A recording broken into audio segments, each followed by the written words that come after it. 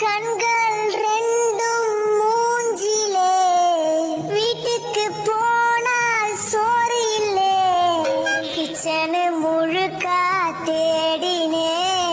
குண்டால கைய விட்டு நோண்டுனேன் இது நியாயமா வயிறு காயுமா 2 தோசையாச்சி சுட்டு போடுமா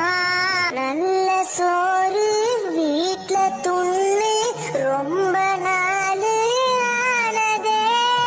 4 நாளா பட்னியாயிருந்து வயிறு வெந்து போனதே